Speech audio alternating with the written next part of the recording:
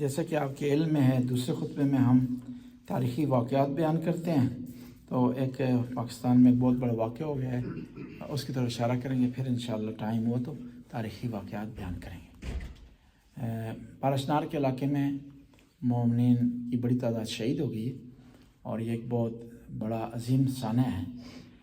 اصل میں مسئلہ یہ ہے کہ بعض اوقات پاکستان کی اسٹیبلشمنٹ اور پاکستان کی فوج اپنے مقاصد حاصل کرنے کے لیے اس نے کوئی ایکسیڈنٹ کرنا ہوتا ہے، تو اس میں سب سے کمزور ٹارگٹ ان کو شیعہ ملتے ہیں۔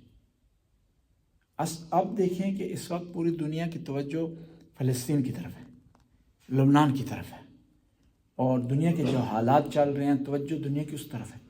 اب یہ چاہتے ہیں کہ توجہ وہاں سے ہٹائی جائے، اس طرف مرکوز کی جائے، اور اس میں شیعوں کو ٹارگٹ کیا جاتا ہے، اور اس میں حاکمیت کا، حکومت کا جو ہے بہت بڑا ہاتھ ہوتا ہے۔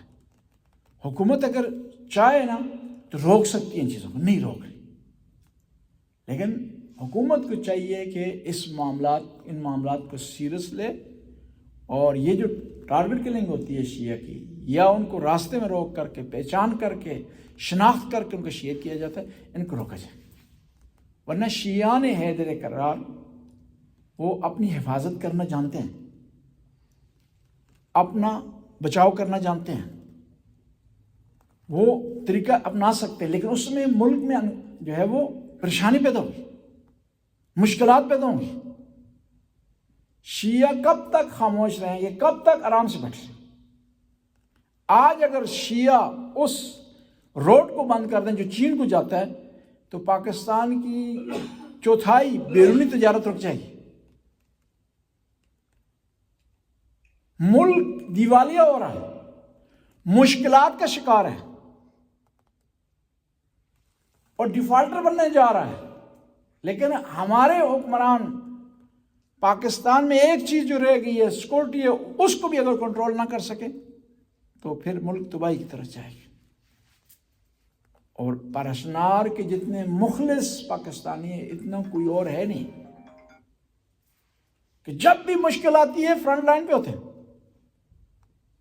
جب بھی پاکستان پہ کوئی مشکل وقت آتا ہے تو اس اگلی صف میں ہوتے ہیں۔ کئی دفعہ جو ہے وہ افغانستان میں جمہوریت کے دوران یا طالبان کے دوران کوئی حملہ ہوا ہے بارڈر پر پاکستان کی طرف سے، یہ پارشنار کے جو شیعہ تھے فرنٹ لائن پہ کھڑے تھے۔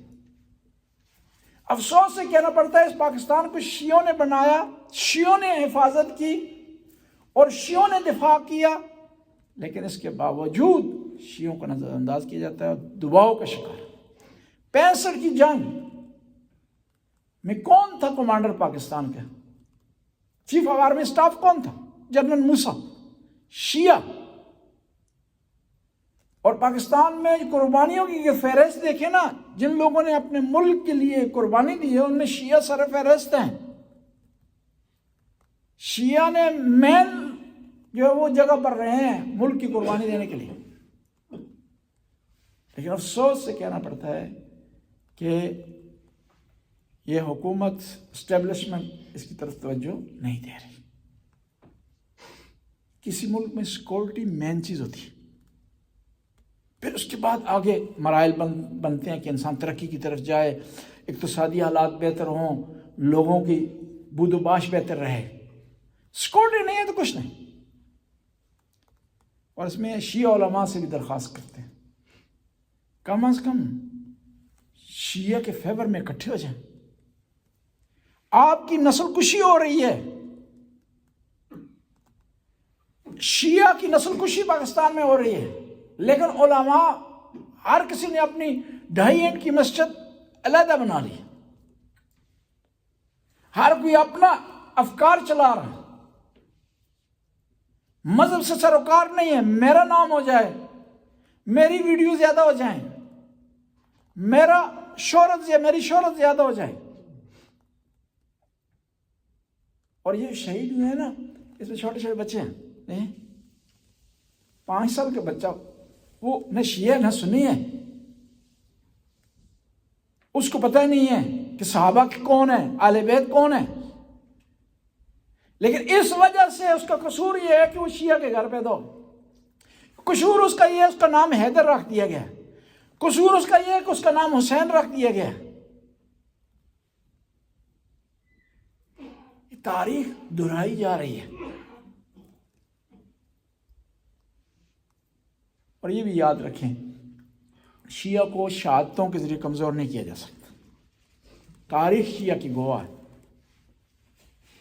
گھر پر آگ لگی اس سے لے کر آج تک شیعہ نے قربانیاں دی ہیں لیکن اپنے موقف سے پیچھے نہیں ہٹا۔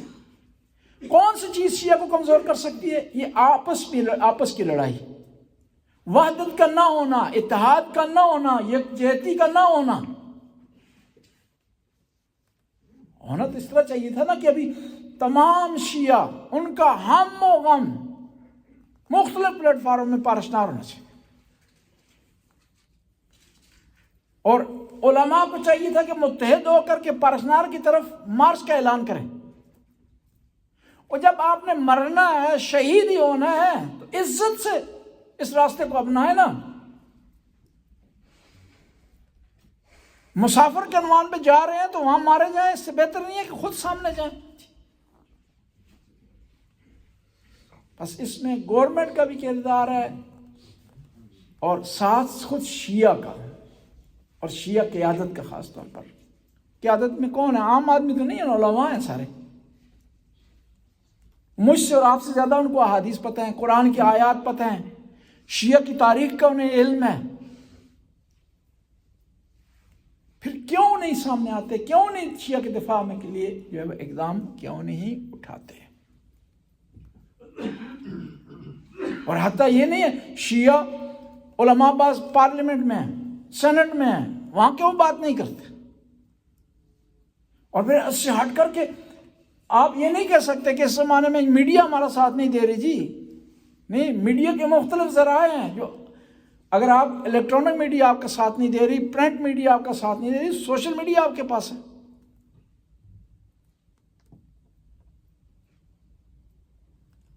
اور یہ آج پارسنار میں ہوا ہے نا، یہ نہ کہیں کہ پارسنار میں ہوا ہے اور ہم پنجاب والوں کا کوئی مسئلہ نہیں ہے۔ یہ کل پنجاب میں بھی ہو سکتا ہے، گلگت میں بھی ہو سکتا ہے، کوئٹہ میں بھی ہو سکتا ہے۔ ایک دفعہ ایک آدمی کو میں نے فون کیا کہ بھئی یہ پارسنار کا مسئلہ ہوا ہے، آئیں کوئی احتجاج کرتے ہیں۔ کہتے ہیں نہیں، پارسنار والوں نے کل ہمارے علاقے میں ہوا تھا، میں علاقے کا نام نہیں لیتا ہوں، مناسب نہیں، ہمارے علاقے میں ہوا تھا تو یہ نہیں آئے تھے ہمارے لیے۔ یہ نہیں، وہ آئے یا نہ آئے، یہ شیعہ امیر المومنین ہے، اس کو شہید اس لیے سے کیا جاتا ہے اور کیا گیا کیونکہ اسی امام کو مانتا ہے جس کو آپ مانتے ہیں، اور کس کو شہید کرنے کی وجہ جو چیز بنی ہے وہ عقیدہ ہے، اس کا شیعہ ہونا ہے۔ اس میں یہ نہیں دیکھنا کہ کسی نے ہمارا ساتھ دیا ہے نہیں دیا۔